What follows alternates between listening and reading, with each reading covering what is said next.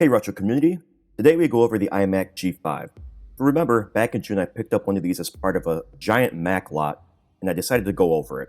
So today's video is going to cover the history, some of the specs of the model that I got, as well as we take a look inside to see what can and can't be upgraded. The G5 series of the iMac came out in 2004 and initially utilized the PowerPC 970FX at either 1.6 or 1.8 GHz. It used the same 17-inch or 20-inch panel that the G4 series used, though it should be noted that the 20-inch model came with a 1.8 GHz CPU.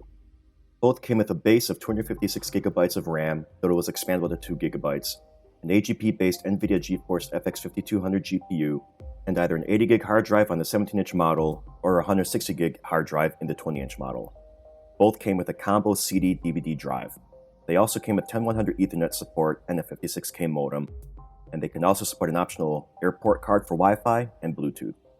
The initial release was discontinued in May of 2005, where they released upgraded models in the same month, as well as in October of 2005. These expanded on the CPU by bumping up the clock speeds to 1.8, 1.9, 2.0, and 2.1 GHz. Initial RAM was bumped up to start at 512 megs, with the October 2005 model supporting up to 2.5 gigs, as well as DDR2. These newer models also replaced the NVIDIA graphics with ATI-based ones, starting with the Radeon 9600, and then with the last version, the X600 and the X600 XT. These were both PCI Express video cards, so they bumped up performance quite a bit. Apple also replaced the combo drives with super drives, which, if you don't recall, these were combination DVD-CD burners. They also decided to add ambient light sensor in the May 2005 model, and the October 2005 model also added the iSight webcam, making it one of the first desktop Macs to include native video conferencing support.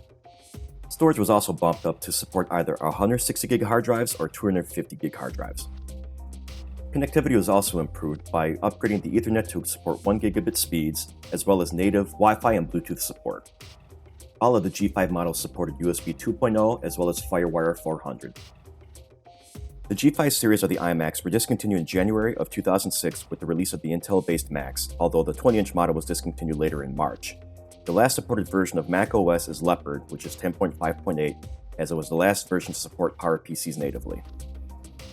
The particular G5 iMac that I'm going to show off today is the one that was released in May of 2005, includes a 2 GHz G5 CPU, came stock with 512 megs of RAM, has a Radeon 9600 in it, came stock with a 160 GB SATA hard drive, has a 17-inch LCD display, super drive, 802.11b/G Wi-Fi, Bluetooth, and while it natively came with Tiger, the previous owner must have upgraded it to Leopard version 10.5.8 because that's what it came with.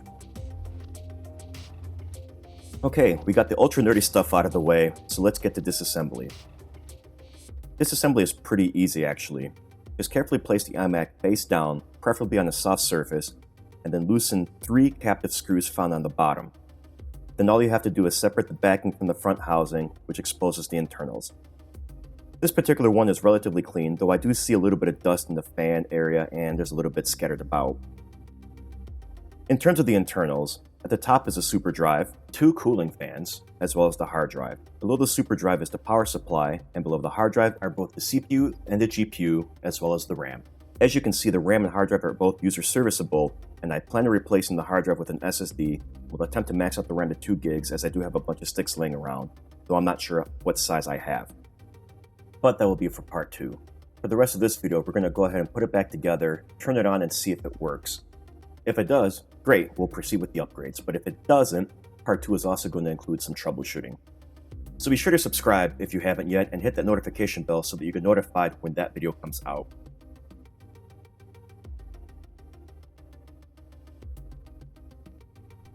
Okay, so normally when I get something that I want to refurb, I don't usually turn it on, but since we inspected the insides and everything already looks fine, we're going to go ahead and turn it on just to make sure everything is working in this case. I know that's kind of anti what I've done in the past, but for this particular unit I figured it's safe enough, and I don't want to have to waste any more time on it or resources if it doesn't work.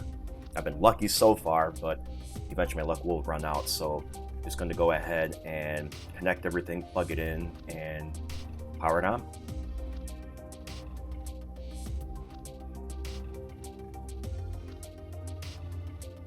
Okay, so normally I don't turn things on until after I've refurbished it or modded it or what have you, because usually it needs some work.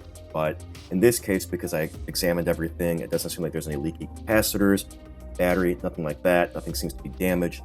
I'm relatively sure that everything's going to be working just fine. So I'm going to put this back together, although on screen you already see it put back together.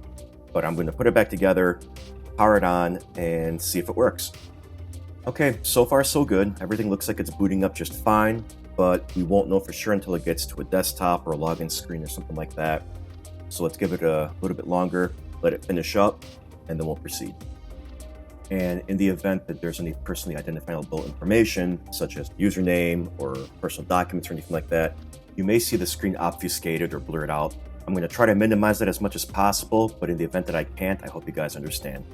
And yeah, it looks like there are some usernames here with actual names. Even though it's not that uncommon of a name, I don't want to risk exposing anything for this person. And as I log in here, even just as the guest account, there is a lot of documents on the desktop, so I'm going to unfortunately have to blur out the screen or cover it up or something like that. Do apologize, but at the very least, it is booting up. It is getting to a desktop, and it looks like everything is working. And I'm going to check the About This Mac. Yeah, it is running 10.5.8. So now, this thing is not the fastest computer out there, obviously by today's standards, but at the time, it was a good performing machine. I suspect that 10.5.8 is probably a little bit too much for the limited amount of RAM that this thing has. It only has 512 megs, and I'm really hoping that bumping up to 2 gigs will help performance out significantly. I'm definitely hoping that it's going to be a lot faster once I put the SSD in. So yeah, stay tuned for part 2 so we can get these upgrades installed. Otherwise, that's going to be it for today. So if you liked today's video, go ahead and hit the thumbs up. But if you didn't like the video, go ahead and hit the thumbs down, but please leave a comment below as to why so I can use that information to help make improvements going forward. Thanks all, and I'll catch you later.